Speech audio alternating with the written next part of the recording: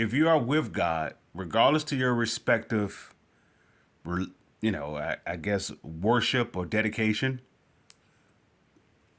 how can you be without God? I mean, how can you be without? How can you lack?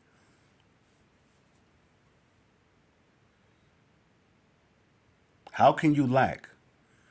If you are with the one who created everything by thought, that means you're not, by what do we mean by being with? That means you're not doing anything to be separated from that presence. Why? Because that presence would have done everything to get you to get inside of where that presence is by showing you that that God, that presence could do the impossible. Once the individual seeing that God can do the impossible, why would you walk away from someone who have done the impossible for you? And what would you be leaving that for? You'd be leaving it for possibilities.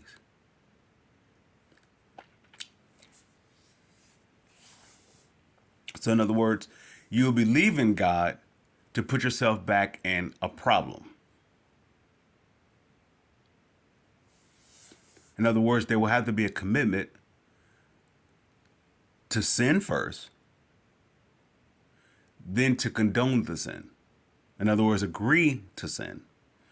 And then it comes to the next stage that you're not sinning. This is your life. This is how you're supposed to be. That's how the end. Let's say, for example, let's do it this way. If I were to, let's say, if I'm a child, I have no intoxication in my system. So I have to be taught how to get intoxicated. What does that mean? I have to be involved into an environment that gets intoxicated. But if you look at the child is actually more advanced than the ones who are getting intoxicated. Yet the ones who are getting intoxicated is teaching the child how to have a world full of problems. Notice the child doesn't have a problem because they have parents. But the individual who gets intoxicated no longer have parents, which is the reason why they possibly get intoxicated to begin with. Now, that individual, while they're up under the influence of intoxication, the commitment to of having parents will become doubtful. So in other words, they don't believe that they can have parents because they never had parents or their parents are gone. You can say their parents never wanted them. They were, I don't know, mistreated from their parents or whatever the case may be.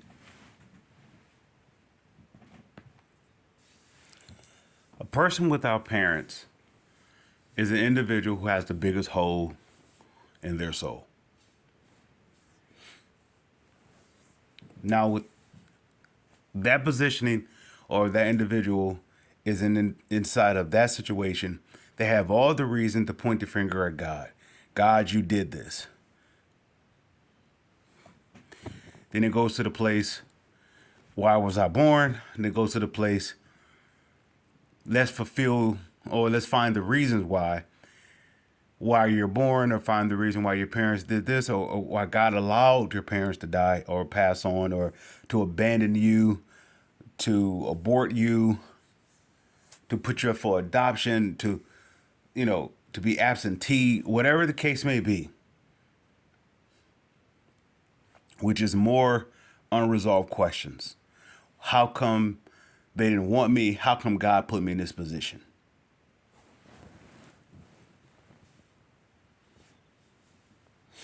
Now, did God make your parents, or did your parents make God?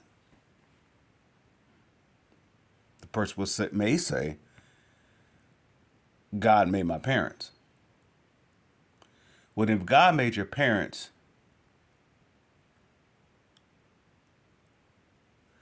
is God aware of where you are in your situation?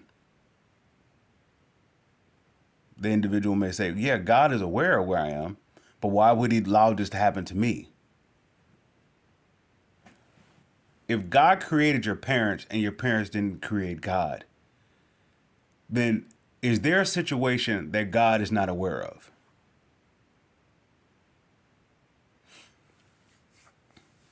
Now let's ask this question. What was the relationship with the parents that mistreated you, given you up, aborted you, forsaken you, cast you out, dogged you out? What was their relationship with their parents?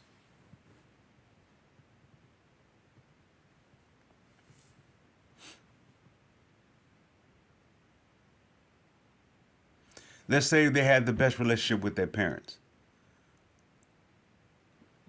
How would it be that they wouldn't want you? They would have to be on the opposite of the treatment of how their parents treated them. So if their parents loved them, they would have to involve themselves in an unloving manner, which is the resentment for you. Now, let's say if their parents mistreated them and then they go on to mistreat you, then you have all the reason to be filled with a world of mistreatment. So it becomes the question, God, why you allow this? Once again, did God create your parents or did your parents create God?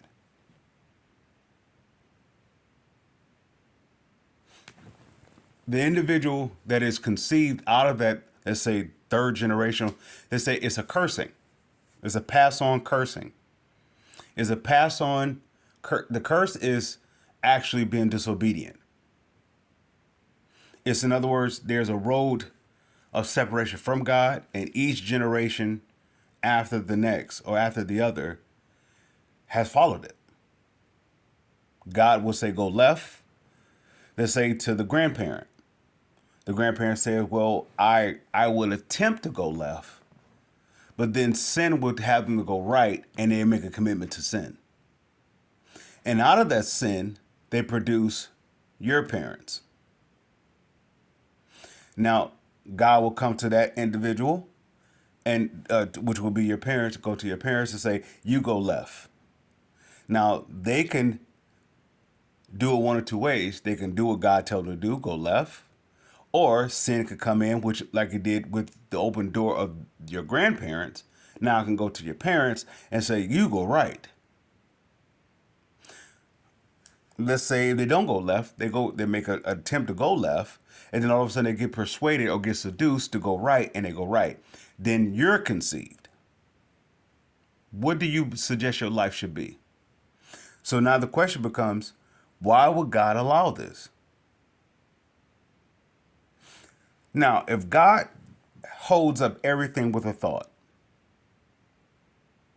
if he has everything in the palm of his hand with a thought, the waves only go so far.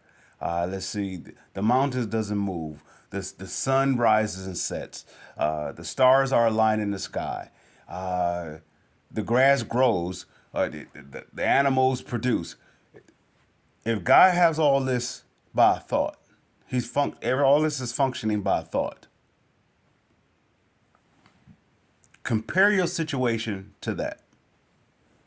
Now, the question becomes to you, if you're being approached with a lot of problems, you're either one or two things.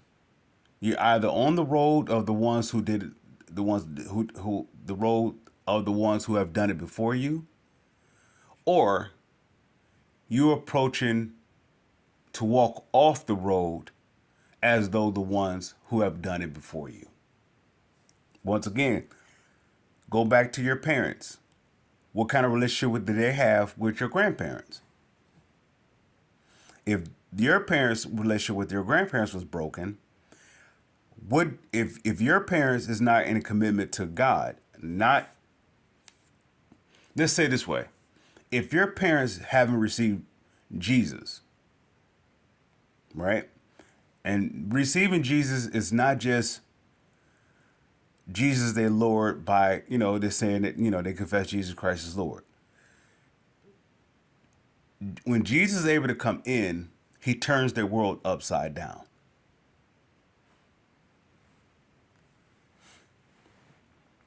And within that, that means there's rules.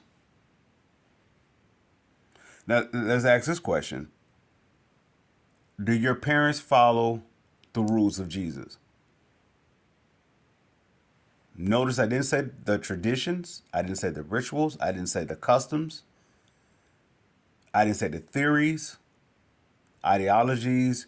I didn't say any form of that. Do they follow the rules of Jesus? Jesus has two rules. Place God, which is the Heavenly Father, above above everything else with all your heart, mind, soul, being of existence, being a commitment to that. And then number two, love your neighbor as though that you want to be loved. Jesus have two commitments. Or two rules, forgive me. Jesus had two rules of commitment. If your parents is not committed to those two, they can make an attempt towards it. But if they're not committed, in other words, in the midst of the commitment, you're going to be approached not to stay committed. So it may come at a stumbling point where you may be approached where you're committed toward loving your neighbors or to loving someone as though you want to be loved. And then you hear the thought you don't have to do it because they not doing it. And let's say that you chose not to love them. That you make your confessions to God that you didn't choose to walk in love.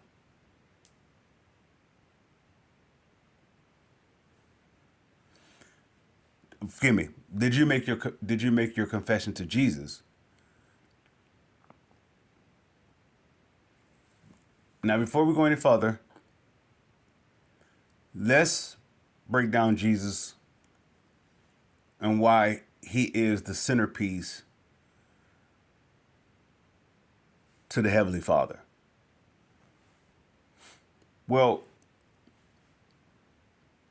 without Jesus, how do you atone sin?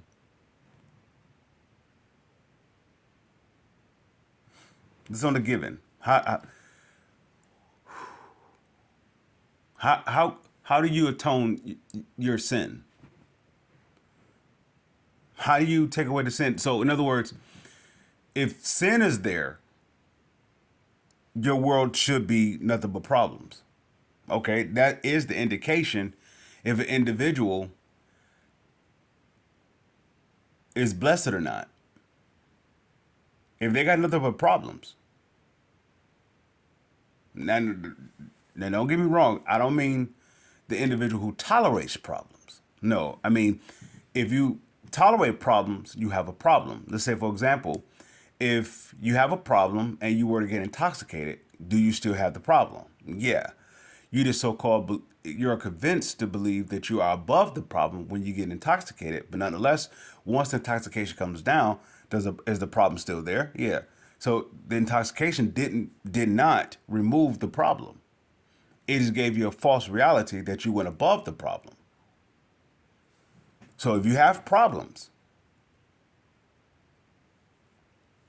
it's because of sin.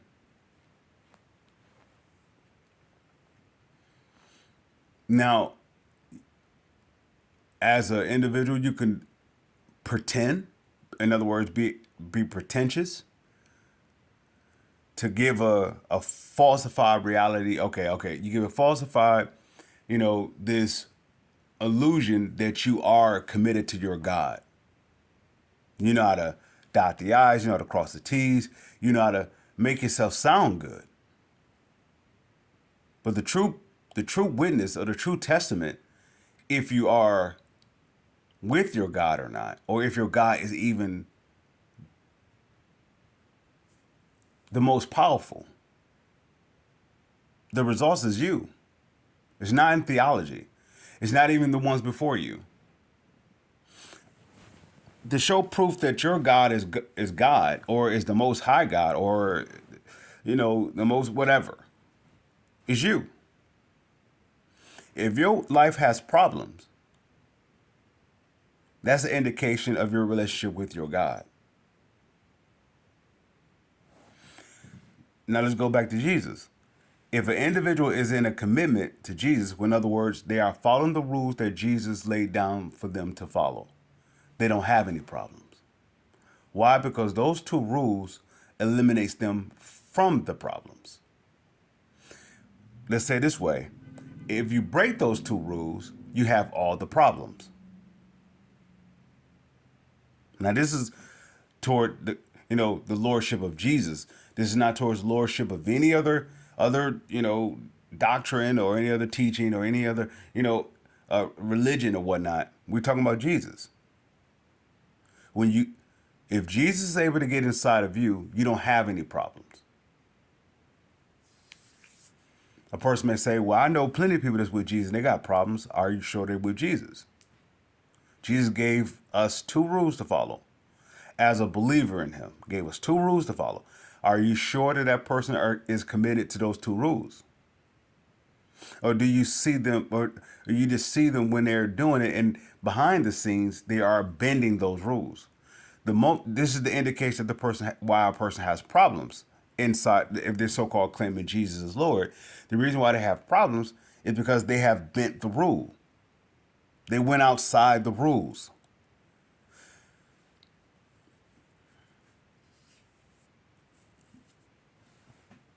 Now, Jesus has a Lord.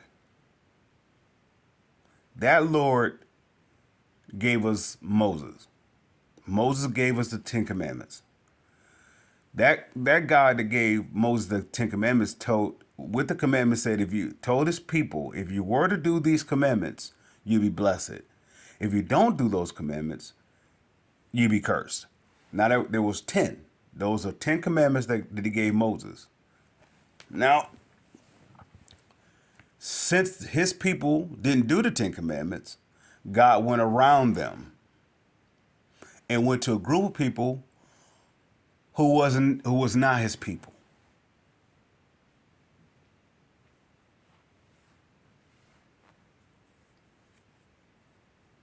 And he gave that group of people 2 rules instead of 10. Say, love God with all your heart, soul, mind, and being of existence. And love thy neighbor as though that you desire to be loved. Or treat your neighbor as though you want to be treated.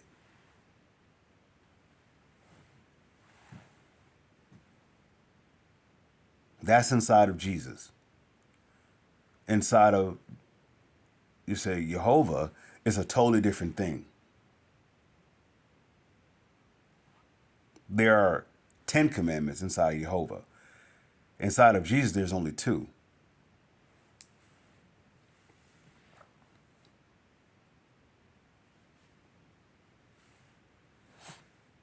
And the only way a person can have problems inside of Jesus or claiming Jesus as their Lord, the only way they have problems, they have to break those 2. They have to break those 2 rules. Now they're in a position, once you break it, you are what you consider in sinful territory, or you are problematic. You draw problems. Why? Because you're going to create the problems. Why? Because you believe that you're smarter than the problem. That's like an individual who tries to save, or they try to save, and they come up with a plan and a strategy how to avoid any disasters or any problems that possibly can come.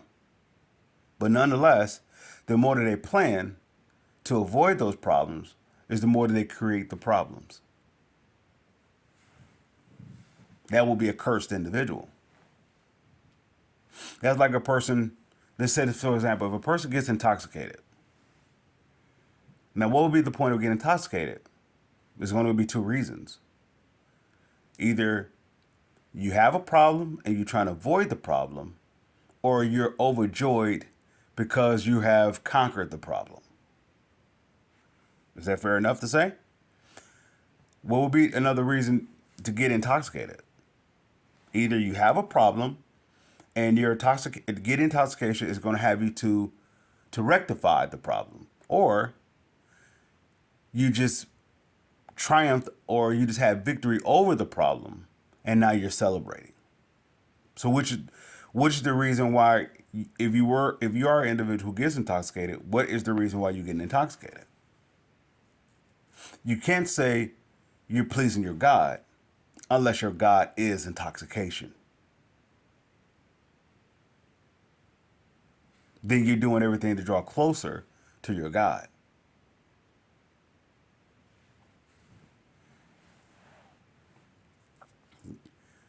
So that means your God is not holy.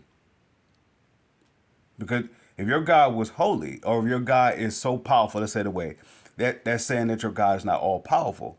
Because if your God was all powerful, there wouldn't be a breach between your God and you. And the only way that you get there is through some artificial supplement to get to your God. The individuals say, you don't know the problems that's the point where we're making. If you have problems, that means either your God is the problem, or your God has rules and you're going outside the rules of your God. Which, in other words, you become an individual who's full of deceit. You create the problem and then try to avoid the problem. Avoiding the problem could come in different forms too. It come in the form of you passing on the problem to have someone else take care of it. Let's say, for example, let's say like if you have an individual who is married and they committed the act of adultery. They created the problem, did they not? Let's use the example in the Bible. David. I don't know if you guys are familiar with the name of King David. King David, he was considered a man after God's own heart.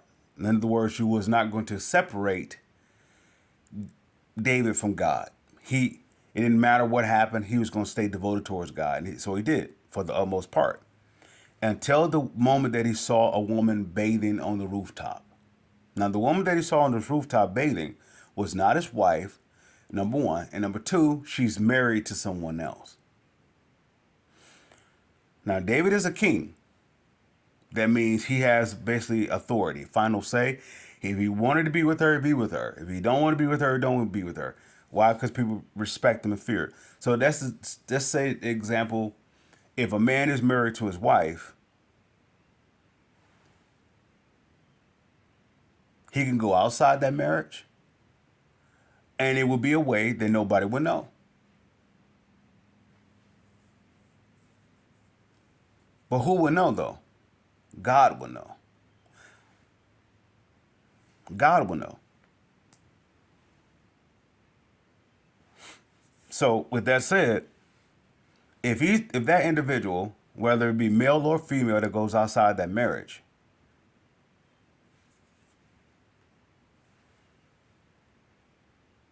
and if God knows about it, what will compel that individual to go outside that marriage?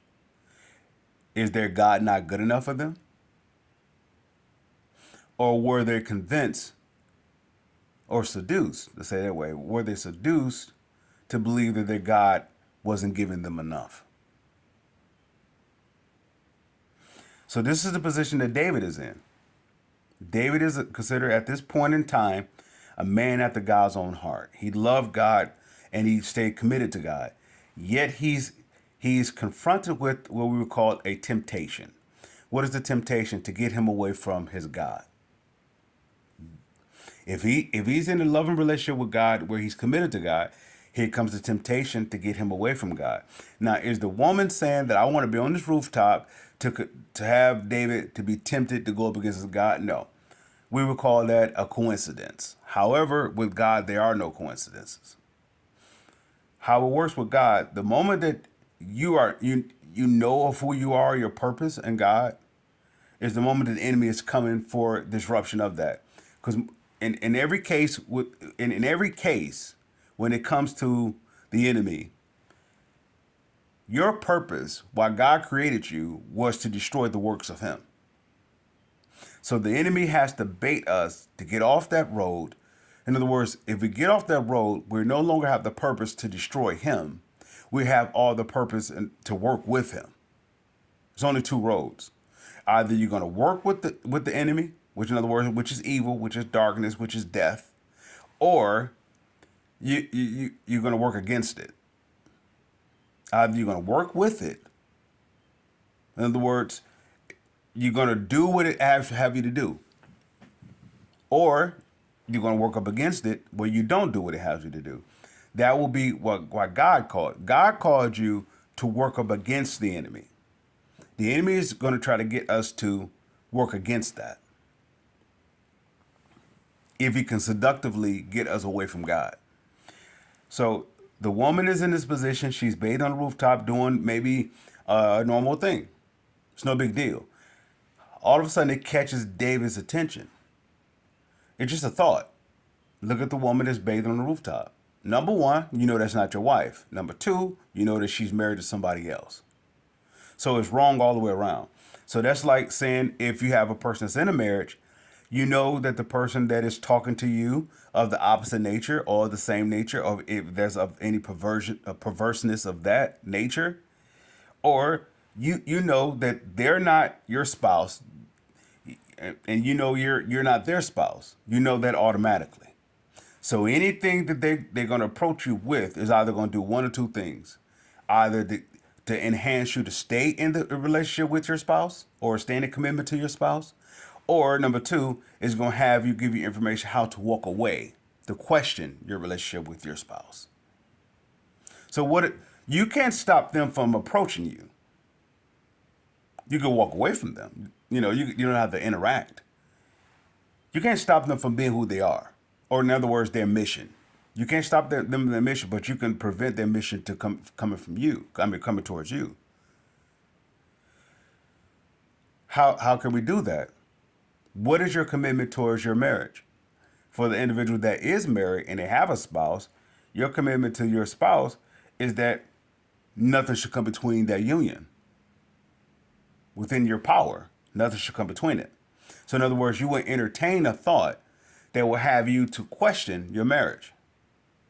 That whether it be social media, whether it be regular conversation, whether it be through family, whether it be through this situation, whatever, you're not gonna come. That's your dedication towards your commitment towards your marriage. Or you choose to not listen to any of that. You have all the reason to have knowledge how to walk away or how to disrupt your union. Here, how it works though, once you decide to let that thought to come in, you are responsible for all your problems. Once you commit the act of adultery, if you're in a marriage, whether if you're in a marriage towards God Almighty as a single individual, or you're in a marriage towards your spouse, either way, if you go outside of that marriage, you are responsible for all your problems. Now, you may have a third person that says, I'm not in commitment to God at all.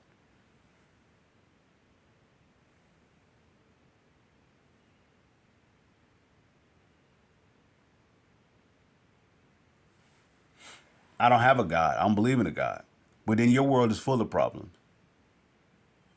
Matter of fact, your world is so full of problems that they're not problems anymore. You just do stuff.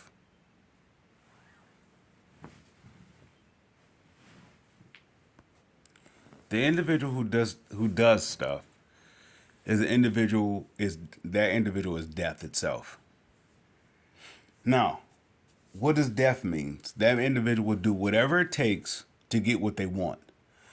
But once they get what they want, everything else around them falls apart. It dies. Because they're death. Why? Because they condone sin. So much so, sin is not sin anymore. In other words, it's like lying.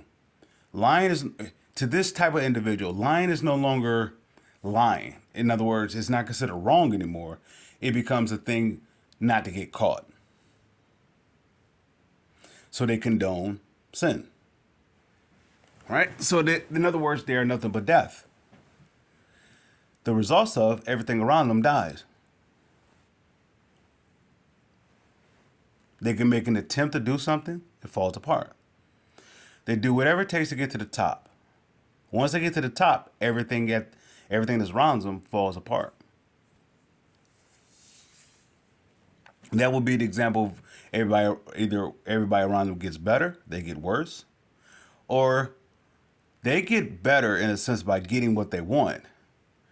Yet they would start to be suspicious of everybody around them, so they will self implode.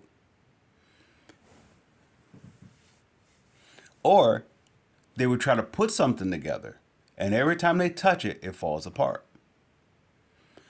It start off good, and then all of a sudden, here comes the problems. This is what death does. Death puts you in a position where you can't win. So, which in other words, give you all the incentive, all the motivation to go get into, to do whatever it takes to get above the problem. But the only way to be above the problem is to get rid of the problem. You have four ancient spirits that's going to elude that. Is going to get the individual not to defeat the problem, not to get above the problem. You have entertainment, sexual morality, intoxications, and coveting after riches. Those four is going to keep the individual away from uprooting the problem. If you have an individual who have a problem and they get involved in entertainment, they get involved with sexual morality, they get involved with intoxication, they get involved with coveting after riches, there is a guarantee. Not only does they walk with problems, they create the problems that they're walking with. But then they will put the responsibility of the problem on someone else, which in other words, they are pushing the help away. What's this death? They can't. That will be an individual who cries for help, not realizing that they are responsible for the reason why help is not there. You may know how to scheme, you may know how to scam, you may know how to manipulate, you may know how to seduce, you may know how to entice, you may know how to do all the different things, how to get what you want.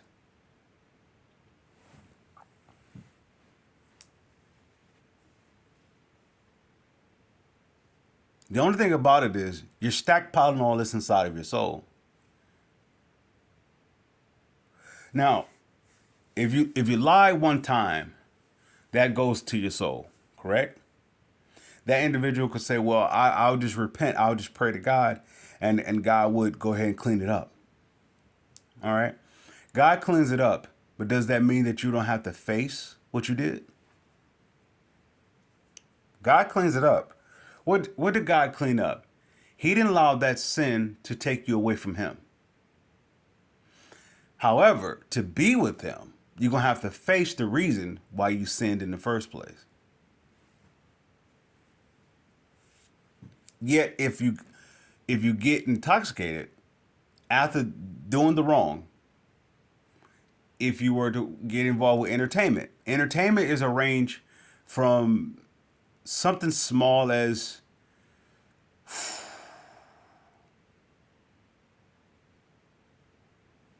sorcery, witchcraft,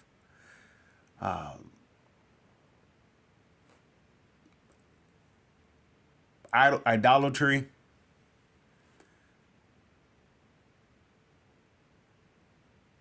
coveting after somebody else's stuff.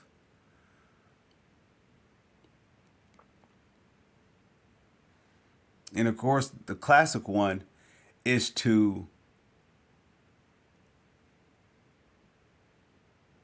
welcome in declarations that did not come from God.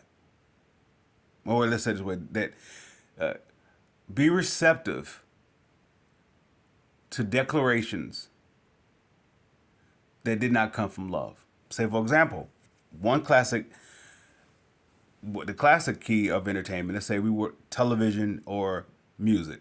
Those are two forms that we are aware of what entertainment is. Why why they're entertainment? Because they give a misdirection. They start off in a way that it starts off good. So, like for example, if you were to hear a song, and the song start off with, if the man is addressing the woman, the moment that I laid my eyes on you, I knew I found the one, right? And then if the next song goes from that to, woman, you are the biggest problems to me, or you are a problem, or I didn't have problems till you came into my life, or it goes to after that my life is full of problems, or I can't seem to do anything right. How did you go from the woman being the love of your life? This is as an artist. This as a listener, listening to this selections of songs. How do you go from the song starting off with the woman, you are a delight to my life? In other words, God gave you to me. You're a gift. To the next song that you listen to, it's the opposite of that. Somebody may say, well, that's that go according to what I'm dealing with. What you're dealing with. Okay, so you're going to listen to something that's going to condone what you're dealing with. That's going to agree with what you're dealing with. So that will be misery loves company. You're not willing to get rid of the problem. You're creating the problem. If you were willing to get rid of the problem, you'll be listening to the opposite of your situation. Say, for example, if you're sick, why would you listen to something that constantly talks about how you're sick? We would say that's a song of understanding. No, that's a song of misery. It's not giving you the remedy. It's creating the problem, or is allowing the problem to continue. Once again, go back to intoxication.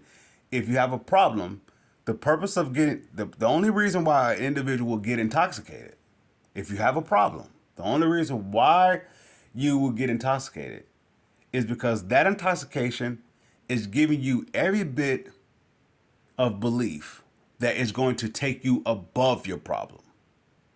So much so that you don't even, once you come down from the intoxication, you won't have a problem. Right? Or number two is that you had a problem and now you no longer have the problem. So this is all the reason to get intoxicated. If the individual said, well, neither one of those is my situation, then why are you getting intoxicated? Your life, intoxication, coveting after riches, being entertained, and sexual morality, you're only going to do it based upon those two situations. Either you're in a problem, and one of those four ancient spirits is going to tell you that you can actually get above your problem. Or number two, you're celebrating the fact that you no longer have the problem. The only thing about it is, if you do that, you will walk away from the reason why the problem is resolved, or you'll be walking with to continue the problem, or or in other words, you'll be in continuance of the problem. So a person said, well, then how do you break this cycle? This is why Jesus is Lord. He's not Lord because I said he's Lord. He's not Lord because some man said he's Lord, or some pastor, or even the Bible says he's Lord. He's not Lord because of that. He's Lord for that individual that he's able to do the impossible. Every individual life is their individual life. You don't have my problems. I don't have your problems. If I were to talk with you, or you were to talk with me, and we were to discuss what we're going through, we may have a similar, let's say, a similar situation that we're both being approached with or approached by. It's not the same because I'm not you dealing. I didn't make the choices before the situation appeared in your life. I'm me because I'm the choices that brought me to the point of where I'm at. I did that.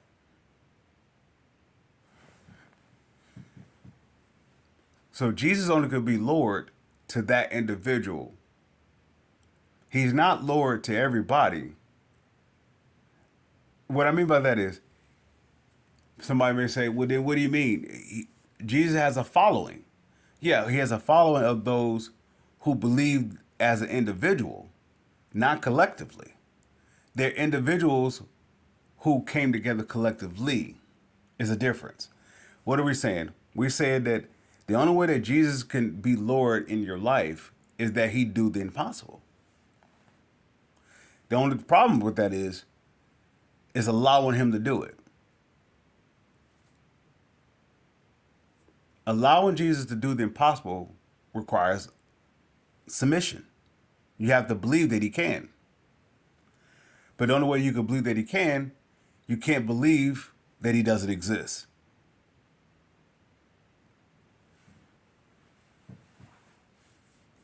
Now, once again, if an individual has problems and they say they don't call on Jesus, they don't call on Jesus to get them out of their problems. If they have a problem outside of Jesus, I really don't know the solution for them, other than that they are creating the problem. And my the solution would be, don't create the problem. But that's all the purposes of why Jesus came, for the individual who creates their own problem. Say, for example, if you are an individual who parents abandoned you, who mistreated you, or through an untimely manner that they made transition, they died, they passed on. Let's say you are that individual that without parents, regardless of the how you're without parents, you're without parents. You're all the reason why Jesus came.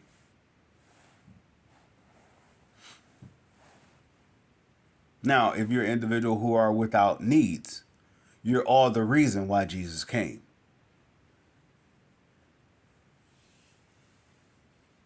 If you're an individual who can't seem to get out your own way, whether it's struggling with rejection, whether it's struggling with addictions, if it is struggling with just making the wrong decisions, you are the reason why Jesus came. Now, Jesus wants the opportunity. He would like to have let's say it this way. He would like to have the opportunity to show you that he could do the impossible. Yeah, it's going to require that you believe in him. It's going to require in other words, said this way, it's going to require require of you two things: that he can do it, and that he will do it. If you don't believe that he can, he can't do it. It won't get done. But the only way that you can believe that he can, you have to believe that he is, that he exists. If an individual will say, well, I don't believe Jesus exists, well, how can Jesus help you? Even if you get to the end of it, let's say it this way: if you get down to the wits end and you're pressured so much and you become so desperate that you call out for Jesus, and you have this a numerous amount of times of just really just rejecting him, just like, okay, he doesn't exist, and then that one time your back gets against the wall and you say, Jesus, help me, save me. Jesus can save you if you believe that he can. Even in that type of situation, even though you dismissed him, even though you rejected him, even though that you had no claim of him, you just don't believe, you just disbelieve, you discredit him in every which way. He still will come in and save you, because that's why he came. Now, the only problem with that is during all the course of the time of discrediting him is working up against you in your belief that he is who he is.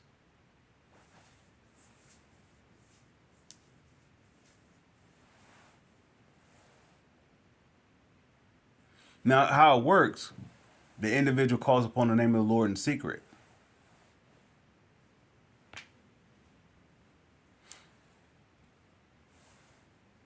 But what comes after that? The problem.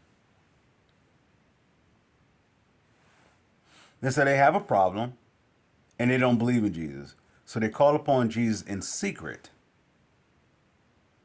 In other words, on the outside, among the people, they have no connection to Jesus. They don't want nothing that Jesus is a lie, he's not real, and all that. Yet they're approached with some form of sickness or disease and they hear that he can cure them. So in private, they are called upon the name of the Lord. The only problem is when they do it in private, Jesus will come in and save the situation. Yet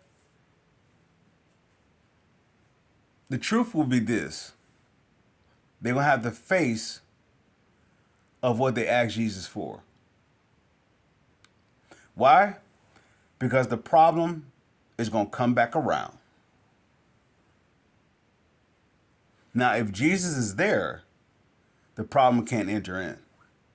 But on the way that Jesus is there, if the individual is not ashamed of him, if the individual is in a commitment to him, but if the individual has done, call upon the Lord in private, that means in public, their life is not bearing fruit that Jesus is alive.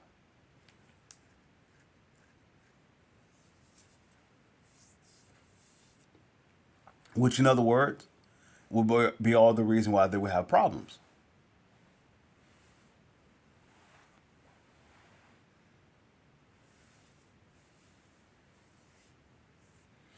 So now we're talking about, let's go back to the main course of this, which would be condoning sin.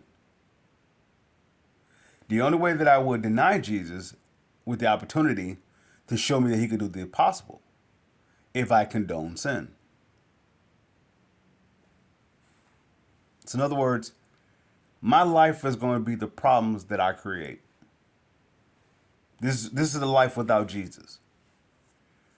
A person may say, well, I know plenty of people that claim in Jesus, but their life is full of problems. Once again, how do you know that they really in their heart, they made a commitment to Jesus? The only way you'll know that is by the fruit that they bear. In other words, their life would be turned around. No longer, it's not just like, okay, if they used to smoke, they don't smoke anymore. If they used to swear, they don't swear anymore. That's a starting point. The indication that Jesus is there is that when they can love their neighbors.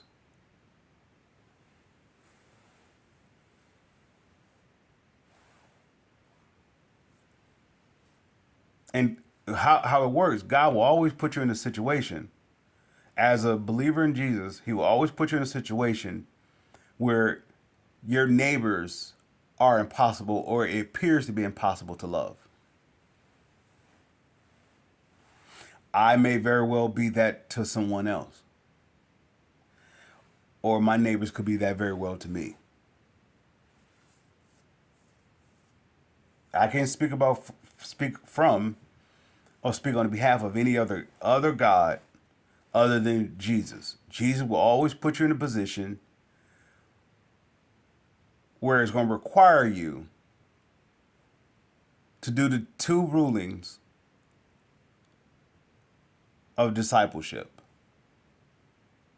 That's to place God number one, with all your heart, soul, mind, being of existence. And number two, loving one another as you desire to be loved.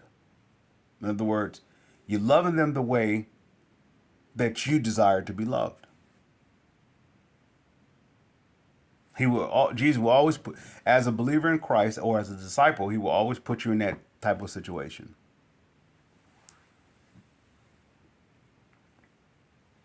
And if the individual has experienced the impossibility of Christ, if they were asked the question, why would God do that? Why would God allow these problems? Once again, if you are a believer in Jesus, he's going to put you in the midst of the problem.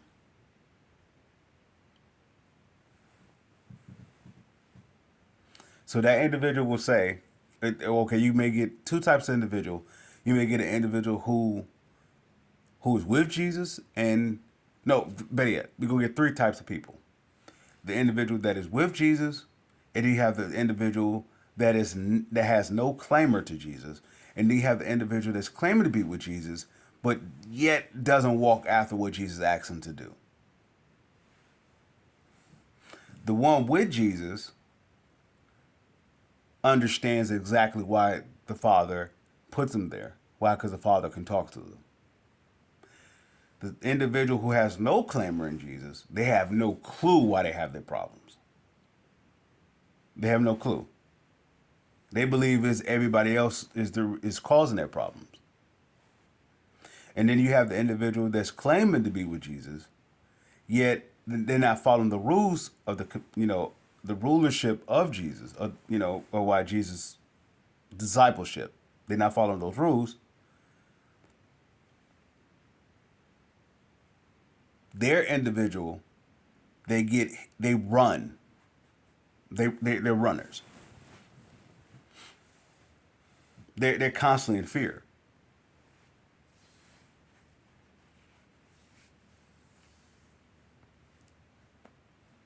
So condoning sin puts you in a position to self implode, self destruct. You're your own reason why everything falls apart. Don't get me wrong. You may have moments where it seems like everything is settled. That settle is a mirage. It's not really. It's not real. It's to give you the indication that there's a peace. It's sort of like this. If you have a dictator, the only way a dictator is going to dictate you is to give you is to give you the idea that there's peace with you. And the moment that you believe that you are in peace, they come with a demand. They come with this dictatorship where they come to take over and they bring you nothing but hell. That's what condoning sin does. If it get That's what those four ancient spirit does. We were talking about, entertainment, intoxications, sexual morality, coveting after riches. Each one of those four will give you the idea that everything, that the problems, the storm is resolved. But the moment that you cross that line and indulge to any one of those four,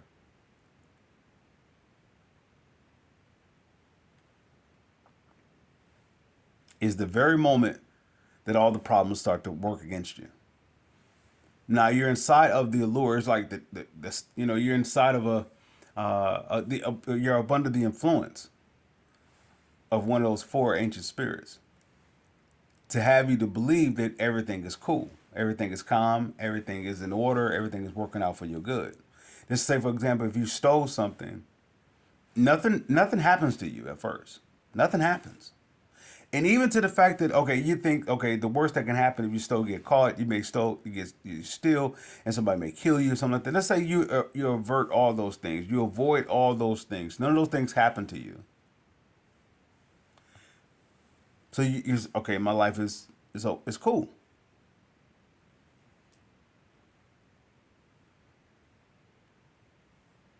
What you don't see is the love factor. Is it either going to happen like this? The individual who love you the most, they're going to vanish away at the time that you're going to need them the most. Or the very thing that you love the most is going to turn against you. Now, let's go back to the story of David, and we'll close out with this. Now, David is a man after God's own heart. And he saw a woman bathing on the rooftop. Number one, that's not his wife. Number two, is someone else's wife. So if he were to engage with her in any regard after seeing her on that rooftop, he's automatically gonna go up against his relationship with his God.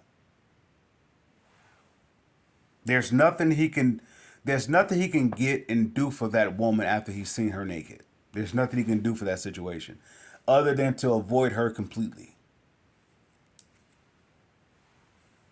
The moment that he engaged is over.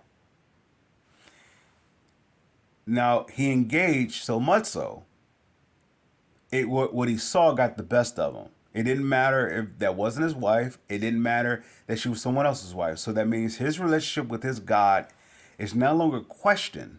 It doesn't exist. Somebody would say, no, he's a man after God's own heart. At that moment, when you engage into that type of situation where that woman is not your wife, and number two, she's somebody else's wife, where's your commitment to your God to doing what if your God is giving you commandments how to do what's right, how to honor those things that's come up against you to have you to dishonor, then you're in your commitment to your God is gone. So if your God says don't steal, and you know it's one thing to get tempted to steal, and another thing to cross that line and steal. Are you in a commitment to your God? The individual will say, yeah. Well, how? If you broke the rules of your God, you outside of your God now. David was outside of his God. So much so, he allowed the enemy to come in. That's what the enemy that's what sin does, or condoning sin. Condoning sin makes the individual their own problem. So after David did that, the woman gets pregnant. Now, here comes the scheme, here comes the scam, here comes the plot, here comes how to avoid the wrong that you did. David says, well, this is what I'm going to do. I'm going to have her husband to take off early and go be with his wife. Now, her husband says he was an honorable man towards David. I'm not leaving by your side. I will defend you. See, that's love, right? Love is with you. Now, he crossed the line of sin. Now, when you cross the line of sin, love is always at stake. Now, this is his most devoted man. His most devoted man is so devoted towards him. David said, "Okay, get off of duty. You relieve your duty. You can go be with your wife. Just go spend time. You did all what I asked you to do. Now just go be with your wife." The devoted man said, "I am not leaving your side. This what sin would cost you. It will cost you every bit of love." So David says, "All right, okay, you're going to be with me. Let's celebrate. Let's celebrate the victories that you did." So the plan is to get him so intoxicated, in other words, get him under influence, that he will go against his devotion towards David and go home and be with his wife. Instead, he said, "I'm not doing it. I'm staying with you." So now, lastly, there was a battle, or the thought to create a battle. David said, "All right, well, go put this devoted man towards me on the front line of the war. In other words, make sure that he's on front. Since he don't want to go home and be with his wife, let's make sure that he's on the front line." So he put the man on the front line. This man is so devoted towards David, he did it. And his man died in battle. And once again, that individual will say, David is a man after God's own heart. At one point in all of that, he's after God's own heart. So what is we saying about this? The moment that the thought to do the sin is not the problem. Doing the sin is not the problem. The result of why that you did the sin is the problem. Why did David want to be with that woman? Because that wasn't his woman.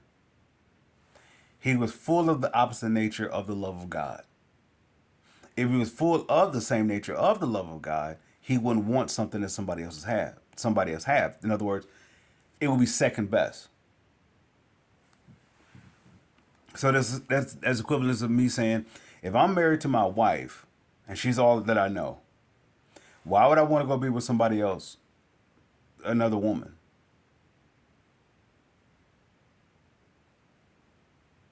That individual will say, well, I'm in a commitment to my God. Well, how can you be a commitment to God? Or let's say this way. Okay, you very may well be in a commitment to your God.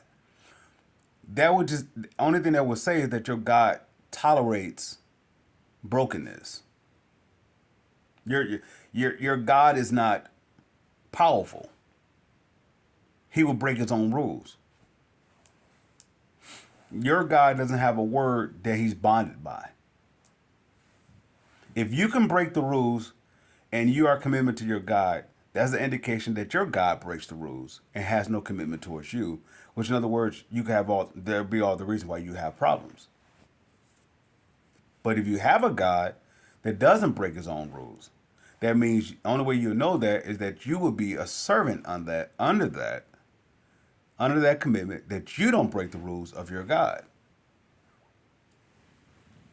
If your God said, "Do not lie, do not steal, do not bear false witness, do not murder, do not commit adultery, do not drink strong drink, do not drink, in other words, get intoxicated, do not do any, get involved with idolatry, do not get involved with all these different things." If your God says that and you break that, where's your commitment to your God at?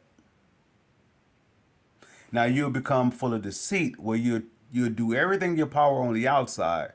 You could put on the cross. You could put on the attire to make yourself like as though you are committed to a cause. But nonetheless, you can't deny the fruit. The fruit is that you can't deny you got problems. But the problems that you have will be the problems that you created. So it goes back to that individual may say, why did God allow me to have these situations? Two things. Either you are there to rectify the problem that you didn't cause, or you are the cause of the problem that you have. With that said, people of faith, you are the blessed. Let's be the blessing. Let's keep walking.